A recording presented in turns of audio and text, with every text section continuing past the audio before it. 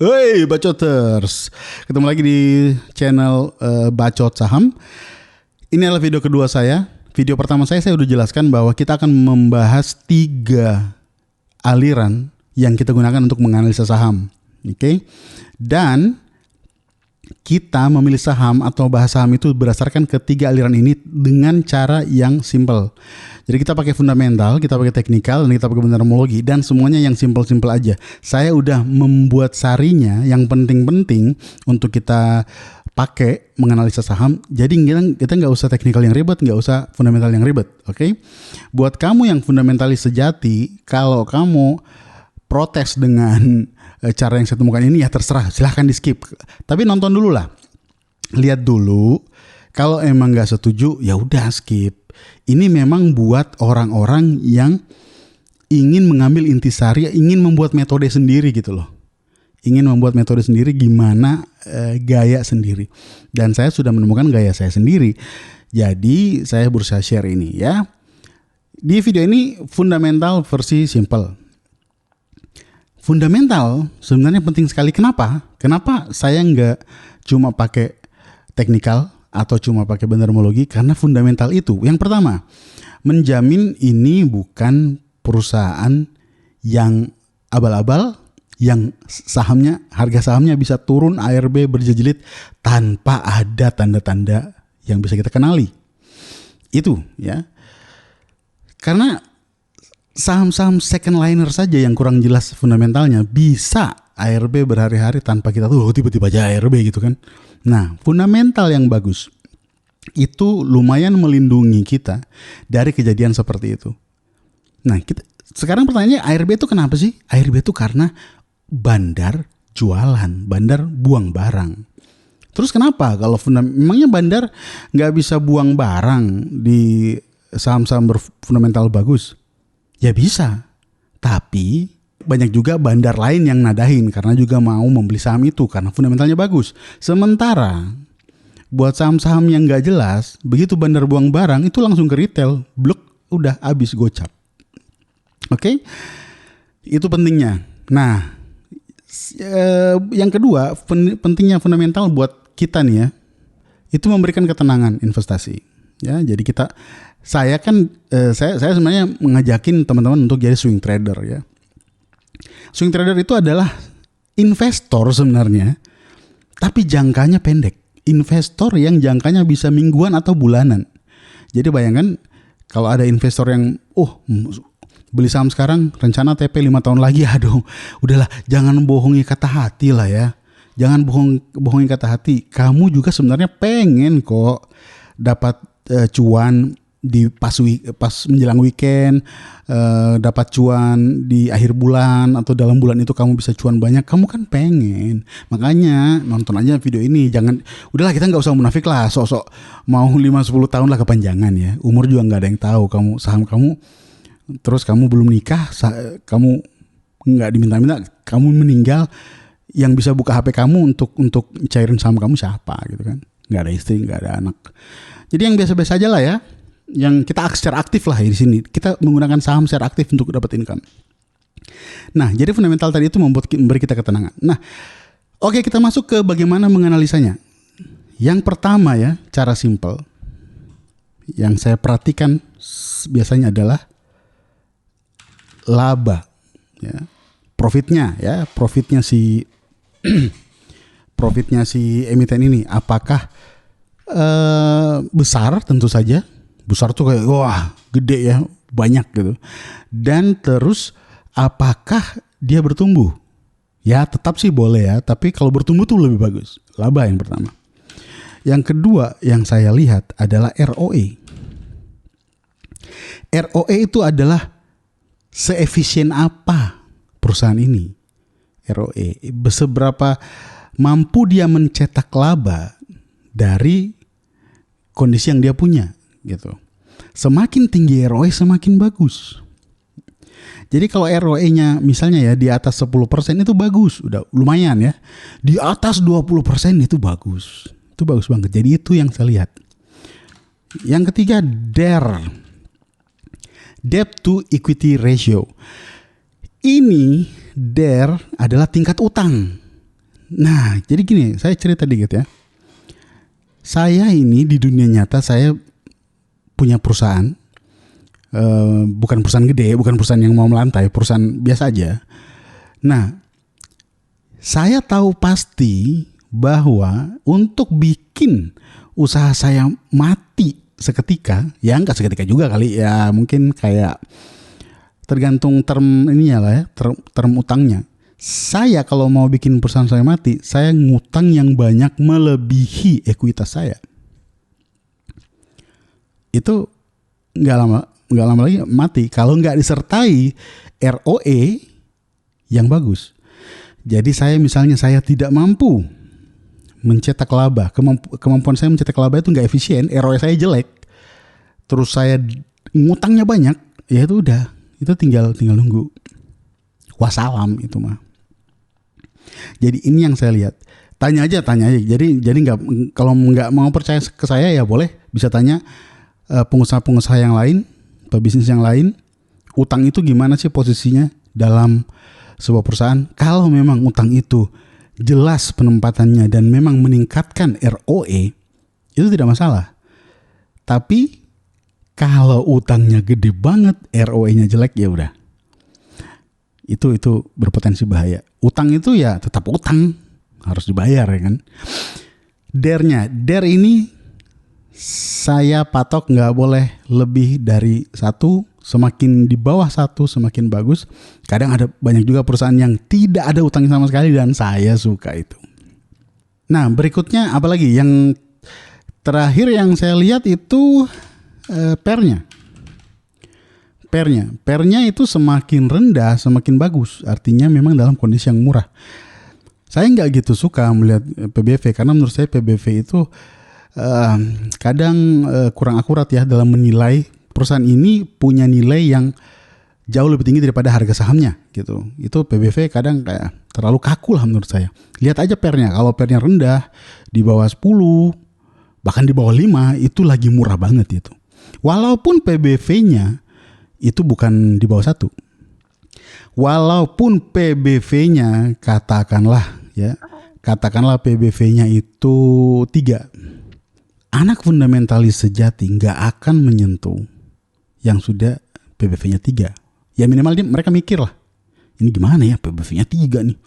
Tapi sebenarnya yang bisa membuat kita tahu ini perusahaan sebenarnya murah dibandingkan dengan potensinya adalah PR-nya. Kalau PR-nya rendah, artinya untuk harga saham yang saat itu dibandingkan kinerja dia dan prospek dia di masa depan, itu lagi murah.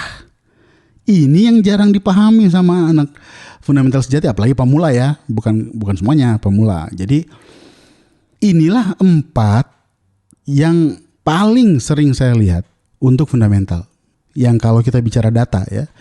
Nah, yang terakhir ya sentimen.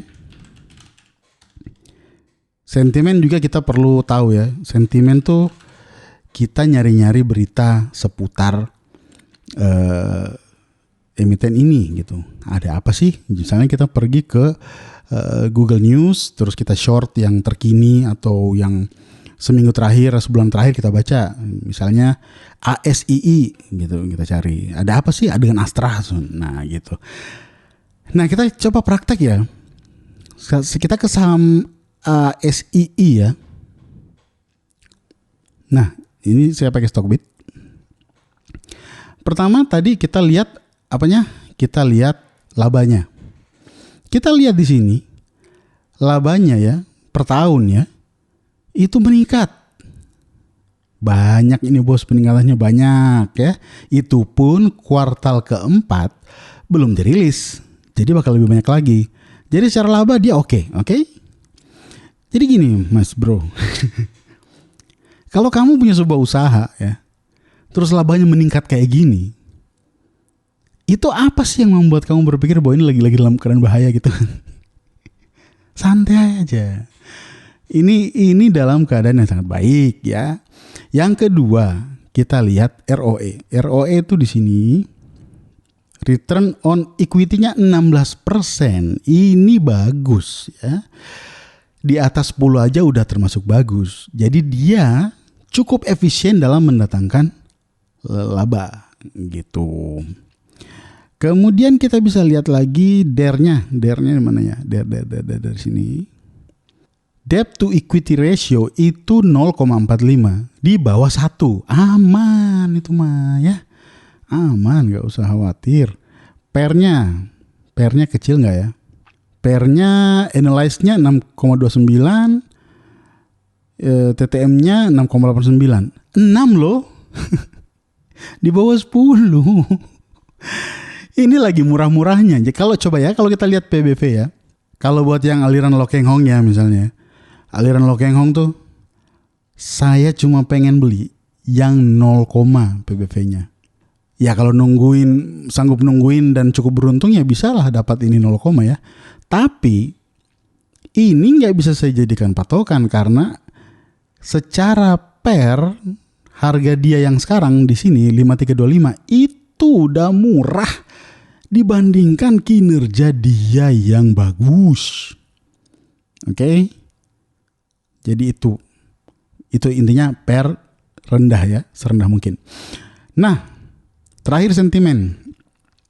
Sentimen ini kan banyak di berita-berita ya, mulai dari masalah rangkanya motor Honda itu kena dia di tahun lalu. Terus masalah Daihatsu Januari kemarin, Daihatsu di Jepang mengaku udah membuat laporan palsu untuk uji keselamatan kendaraannya. Oke, teman-teman, ini sentimen ini, teman-teman itu jangan pernah merasa bahwa sentimen itu adalah akhir dari segalanya. Sentimen itu selalu temporer. Walaupun itu bisa sampai berbulan-bulan, tapi itu tidak pernah bisa menjatuhkan saham-saham berfundamental bagus. Sentimen itu sesaat. Ada yang menarik di soal sentimen ini ya. Di sentimen ini berlaku sebuah kondisi, yaitu kalau sentimennya baik, ya, itu bandar jualan. Jadi ketika banyak berita bagus tentang sebuah emiten, kecenderungannya, kemungkinan terbesarnya, kalau kamu nggak sempat ngecek bandarmologinya, yakin aja itu bandar lagi jualan. Walaupun harganya naik, tapi itu bandar lagi jualan. Dipucuk, kamu dihajar. Nah, yang kedua, sentimen buruk. Sentimen buruk ini, bandar itu belanja. Borong kalau perlu tulis nih, borong mereka itu bro. Jadi nggak usah terlalu memperlakukan sentimen ini berlebihan. Kalau misalnya ada sentimen buruk dan kamu udah loss gitu ya, ya udah diam aja, nggak apa-apa. Kalau memang itu masih dalam batas toleransi dan rencana daripada investasi dan trading kamu ya. Kalau kamu masih merasa aman, biarin aja, itu bandar lagi belanja.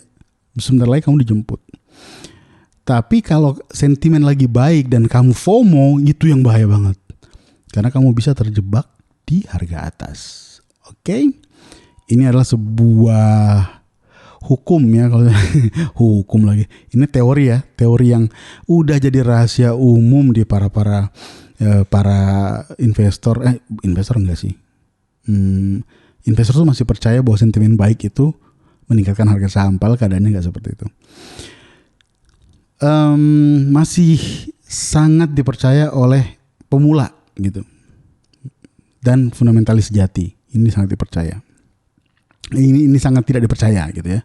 Tapi kenyataannya kita tidak bisa memungkiri bahwa setelah kita mengecek bandarmologi dan kita cocokkan dengan sentimen yang terjadi, biasanya kecenderungan besarnya inilah yang terjadi. Sentimen baik, bandar jualan. Sentimen buruk, bandar belanja.